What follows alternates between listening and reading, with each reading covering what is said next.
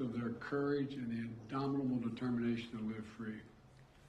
And through every single step of this horrific war, the American people have been strong and unwavering in their support, and Democrats and Republicans in Congress have stood together. The United States has worked in lockstep with our allies and partners around the world to make sure the Ukrainian people are in the strongest possible position to defend their nation, their families, and against the truly brutal aggression of Russia. I haven't seen the likes of this in a long time. The United States and Europe are fully united. This morning, I had a long conversation with our NATO allies, German Chancellor Scholz, French President Macron, Prime Minister Sunak, and the Italian Prime Minister Meloni, to continue our close coordination and our full support of Ukraine. Because you all know I've been saying this for a long time. The expectation on the part of Russia is we're going to break up. We're not going to stay united. But we are fully, thoroughly, totally united. With spring approaching, Ukrainian forces are working to defend the territory they hold and preparing for additional counteroffensives. To liberate their land, they need to be able to counter Russia's evolving tactics and strategy on the battlefield in the very near term. They need to improve their ability to maneuver in open terrain, and they need an enduring capability to deter and defend against Russian aggression over the long term. The Secretary of State and the Secretary of the military behind me they've been deeply involved in this whole effort. Armored capability, as General Austin will tell you, has been critical. And that's why the United States has committed hundreds of armored fighting vehicles to date, including more than 500 as part of the assistance package we announced last Friday.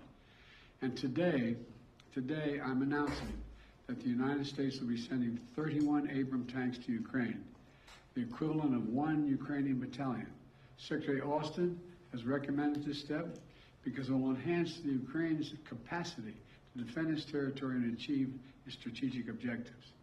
The Abrams tanks are the most capable tanks in the world. They're also extremely complex to operate and maintain. So we're also giving Ukraine the parts and the equipment necessary to effectively sustain these tanks on the battlefield. When we'll begin to train the Ukrainian troops on these issues of sustainment, logistics, and maintenance as soon as possible. Delivering these tanks to the field is going to take time. Time that we'll use to make sure the Ukrainians are fully prepared to integrate the Abrams tanks into their defenses. We're also closely coordinated this announcement with our allies. The American contribution will be joined by an additional announcement, including that will be ready, available, and more easily integrated for use in the battlefield in the coming weeks and months from other countries. I'm grateful to Chancellor Scholz for providing German Leopard 2 tanks and will lead an effort to organize a European contribution of 2 tank battalions for Ukraine. I want to thank the Chancellor for his leadership and his steadfast commitment to our collective efforts to support Ukraine. Germany has really stepped up. The Chancellor has been a strong voice for unity, a close friend, and for the level of effort we're going to continue. Supporting Ukraine's ability to fight off Russian aggression to defend its sovereignty and territorial integrity is a worldwide commitment. Not just it's a worldwide commitment. Last week, in Germany, Secretary Austin convened the Ukraine Defense Contact Group for the 8th time. This group is made up of some 50 nations, each making significant contributions of their own to Ukraine's integrity. Each fully committed to making Ukraine remain strong and independent and able to defend itself against Russian threats and violence. I want to thank every member of that coalition for continuing to step up. The UK, the United Kingdom, recently announced that it's donating Challenger 2 tanks to Ukraine. France is contributing AMX-10s, armored fighting vehicles. In addition to the Leopard tanks, Germany, like the United States, Germany is also sending a Patriot missile battery. The Netherlands is donating a Patriot missile and launchers. France, Canada, the UK, Slovakia, Norway, and others have all donated critical air defense systems to help secure Ukrainian skies and save the lives of innocent civilians who are literally the target of Russia's aggression. Poland is sending armored vehicles. Sweden is donating infantry fighting vehicles. Italy is giving artillery. Denmark and Estonia are sending howitzers. Latvia is providing more Stinger missiles. Lithuania is providing anti-aircraft guns. And Finland recently announced its largest package of security assistance to date. You may remember I was asked a while ago what I think was going to happen. And I said, I let Putin know. He thought that he's going to end up with the Finlandization of Europe. Well, he's got the NATOization of Finland. He's gotten something that he never intended. Together with our allies and partners, we've sent more than 3,000 armored vehicles, more than 8,000 artillery systems, more than 2 million rounds of artillery ammunition, and more than 50 advanced multi-launch rocket systems, anti-ship and air defense systems, all to help counter Ukraine's brutal aggression that's happening because of Russia. And look, today's announcement builds on the hard work and commitment from countries around the world, led by the United States of America, to help Ukraine defend its sovereignty and its territorial integrity. That's what this is about, helping Ukraine defend and protect Ukrainian land. It is not an offensive threat to Russia. There is no offensive threat to Russia. If Russian troops return to Russia, they'll be there where they belong. This war would be over today. That's what we all want, an end to this war in just and lasting terms. You know, our teams do not permit one nation. We're not going to allow one nation to steal a neighbor's territory by force.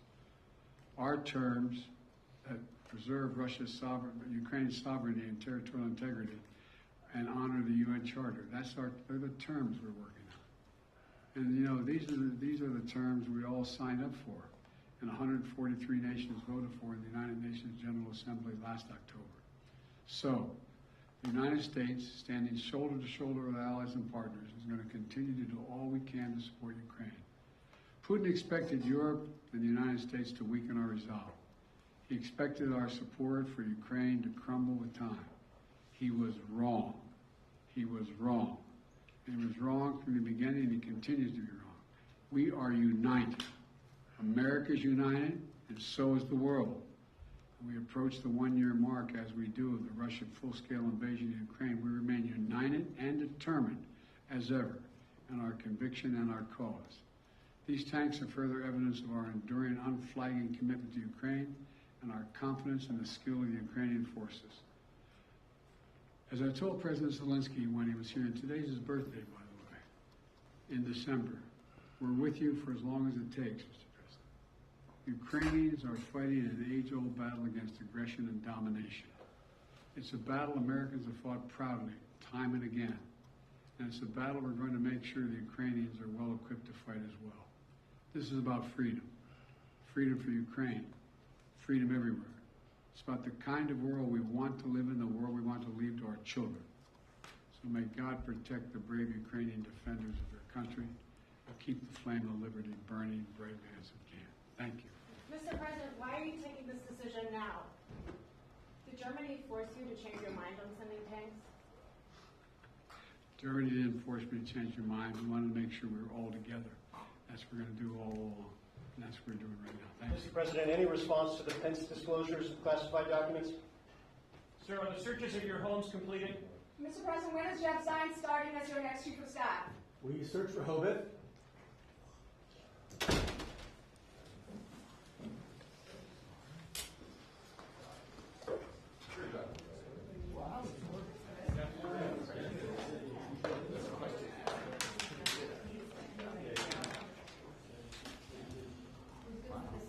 I got you, Evelyn.